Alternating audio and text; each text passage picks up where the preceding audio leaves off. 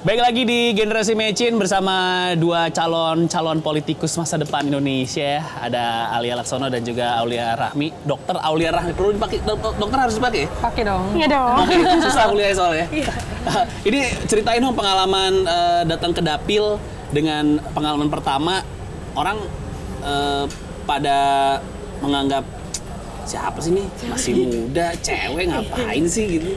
Ada pandangan-pandangan kayak gitu nggak? Alia dulu deh.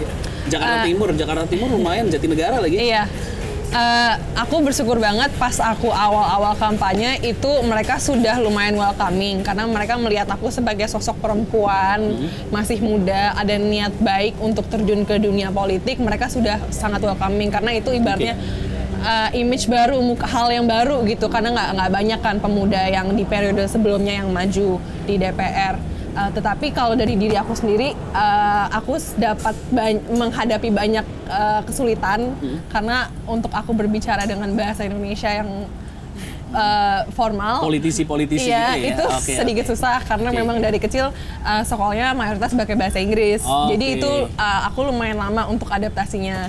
Tetapi bersyukur orang-orang yang aku temui itu sangat membantu dan mereka juga mengerti dan mereka juga ngasih aku feedback dan jadi sesama belajar gitu. Dan tim aku juga ngebantu aku. Oke, kalau Aulia di Cimahi, kumaha Cimahi? Oh, alhamdulillah. Alhamdulillah Cimahi juga ya, welcoming juga.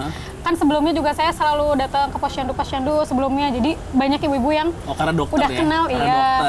Jadi kalau misalnya datang ke sana, oh ini dokter ya, kata yang suka datang ke posyandu, dokter. Terus kalau pasien-pasien juga udah pada apal, ini mah dokter Aulia yang di situ gitu ya.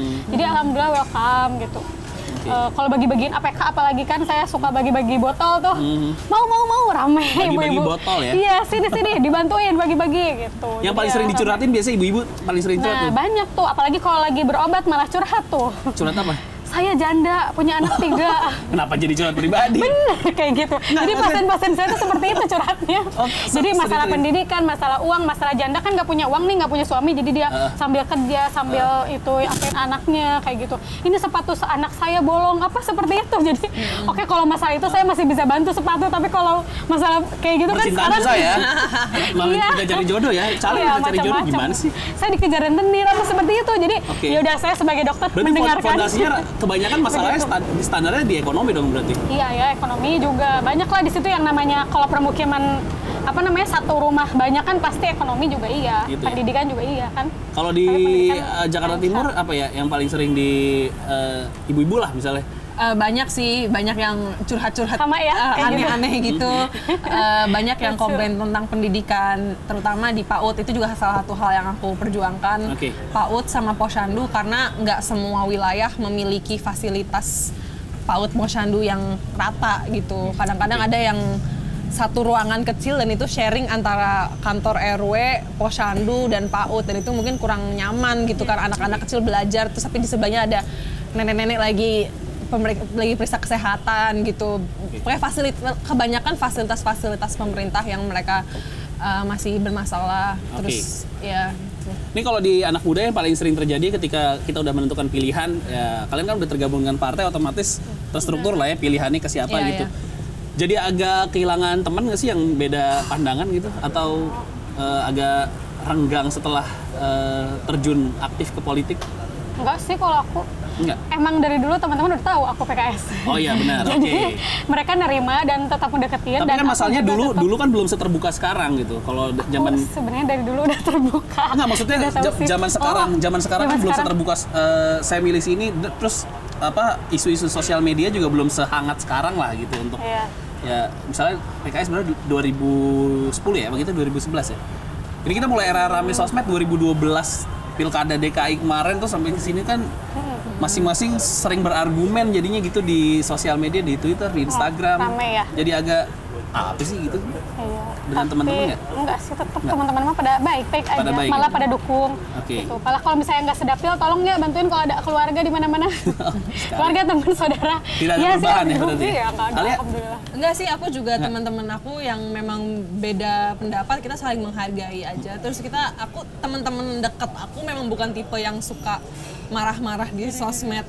Karena si ini tuh begini-gini, si ini itu nggak ada yang suka provokator gitu. Jadi kita sih damai-damai aja, saling menghargai aja lah. Mumpung lagi nongkrong sama politisi-politisi muda, milenial, ya kan. Belakangan lagi rame juga nih isu ada kartu baru lagi yang bakal diterbitin sama Pak Jokowi kalau kepilih. Katanya nanti akan ada semacam anggaran atau dana yang akan dikasih ke ya angkatan-angkatan kita yang baru lulus, saya nggak mau bilang pengangguran sih, tepatnya yang baru lulus tapi belum dapat kerja.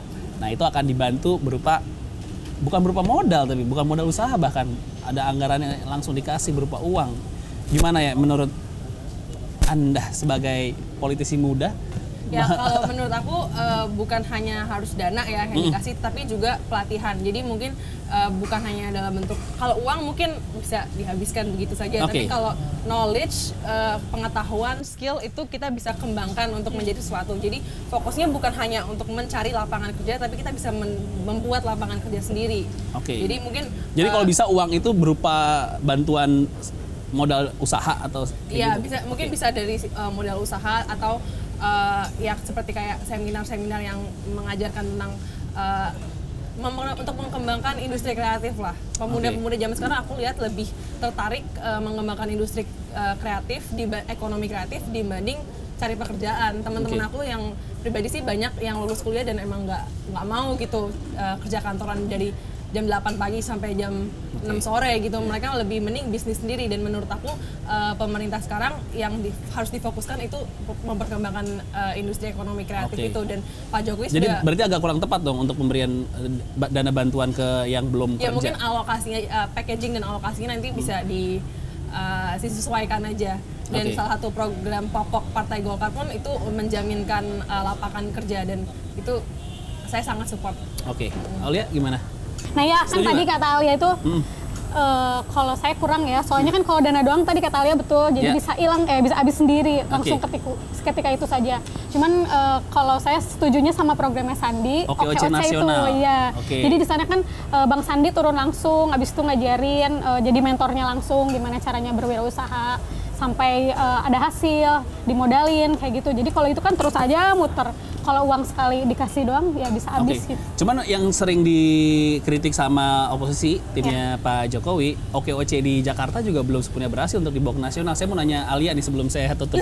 Menurut Alia, apalagi dapilnya Jakarta ya, OKOC waktu di Jakarta udah sukses dibawa ke nasional atau belum? Kalau menurut aku pernah ketemu sama individu yang bisa dibilang hidupnya berubah setelah OKOC. Dan ada orang yang belum beruntung, belum di janji-janji OKOC-nya belum terpenuhi lah. Ya, jadi mungkin kalau menurut saya pribadi di tingkat provinsi DKI-nya harus dikembangkan lagi. Tapi udah layak belum untuk dibawa ke nasional? Mohon maaf. Abis ini belum ya, belum nih oleh. Kita bakal bahas lagi abis ini. Satu isu yang lebih dalam lagi, karena sini udah berisik ya, udah mau hujan juga, ada kereta dari tadi lewat. Ini ngomong-ngomong kita di depan stasiun Duku Atas ya. Kita mau pindah ke dalam. Abis ini ada yang isu lebih ini lagi nih, lebih dalam lagi yang lagi dibahas di nasional. Isu tentang RUU kekerasan seksual, ya kan? Yang ngebantah soalnya PKS ya? Yang sampai sekarang belum ini ya, tidak setuju ya. Ini yang bakal kita ngomongin abis ini. Jadi jangan kemana-mana, tetap di Generasi Matching. Kita pindah ke dalam yuk, sekalian makan ya. Yuk, jangan kemana-mana ya.